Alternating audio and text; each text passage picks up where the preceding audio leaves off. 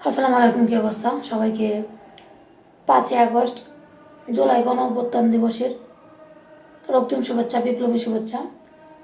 5ই August আজকের এই দিনে বিগত 2 বছর আগে আমাদের বাংলাদেশ পতিত স্বৈরাচারের সম্মুখীন হয়েছিল এবং স্বৈরাচার থেকে মুক্তি পেয়েছিল বলা যায়। স্বৈরাচার সরকার দেশ থেকে পালাই গেছিল ইন্ডিয়াতে। সো তার মাধ্যমে আমরা বাংলাদেশ একটা নির্বাচিত সরকার পাইছে বর্তমানে।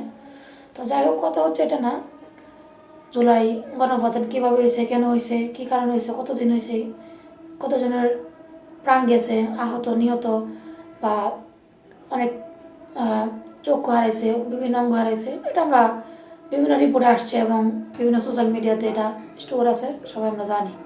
তো এটা জাতিসংঘেও রেকর্ড আছে, 1400-র মতো মানুষ মারা গেছিল, নৃশংসভাবে হত্যা করেছিল যাদেরকে। তো এইসব তো আছে। এখন কাহিনী যেটা হয়েছে, আজকে জুলাই স্মৃতি জাদুঘর উদ্বোধন করা হয়েছে। তো ওইখানে একটা ডকুমেন্টারি দেখানো হবে প্রথমে, মনে হয় সম্ভবত প্রথম দিকেই ছিল এটা। তো ওই ডকুমেন্টারিতে অনেক ভুল ছিল। এটা ডকুমেন্টারিটা তৈরি করছে সম্ভবত সংস্কৃতি মন্ত্রণালয়ের আন্ডারে, মানে সংস্কৃতি মন্ত্রণালয়ে যা হর্তাকর্তা আছে তারা করছে। দেখেন, একটা রাষ্ট্রীয়, এটা কিন্তু একটা রাষ্ট্রীয় সম্পদ, একটা রাষ্ট্রীয় ডকুমেন্টারি, একটা রাষ্ট্রীয় জিনিস। এটা যুগের পর যুগ সংরক্ষণ করা হবে বা বিভিন্ন মিডিয়াতে প্রচার করা হবে, সোশ্যাল মিডিয়ায় দেওয়া হবে, সরকারি ওয়েবসাইটে, সরকারি নথিতে থাকবে। এটা এই জিনিসটার মধ্যে ভুল। আমাদের মহামান্য রাষ্ট্রপতি বর্তমান হাফিজ উদ্দিন সাহেব, উনি নিজেই বলছেন যে এখানে অনেক ভুল আছে। আর এই ভুলের জন্য মুক্তিযোদ্ধা মন্ত্রণালয়ের যে মন্ত্রী বা সংস্কৃতি মন্ত্রণালয়ের যে মন্ত্রী বা প্রতিমন্ত্রী, উনি ক্ষমা চাইছে। একটা সামথিং জিনিস আমি মনে করতেছি এই এই ভুলটা ওরা ইচ্ছা করা করছে।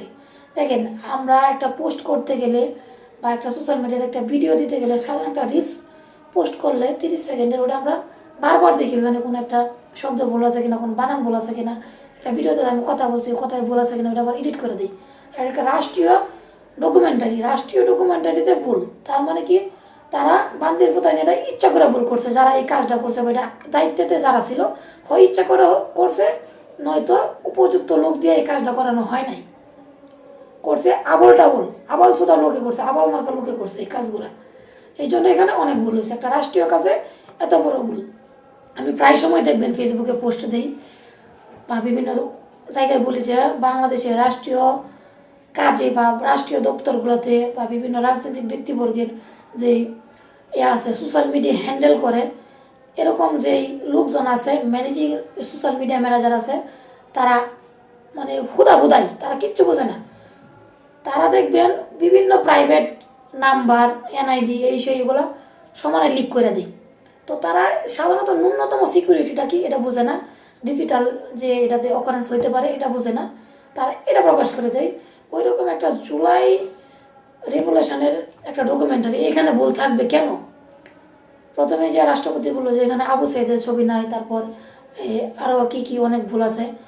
তো এবং জুলাই যোদ্ধাদের নাই, অনেক কিছুই নাই। জুলাই নিহত যারা হয়েছে তাদের অনেক লিস্টেড অনেক কিছুই নাই।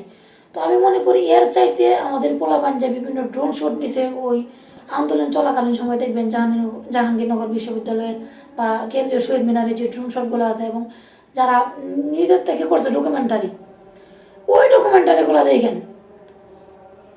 ওইগুলো নির্ভুল।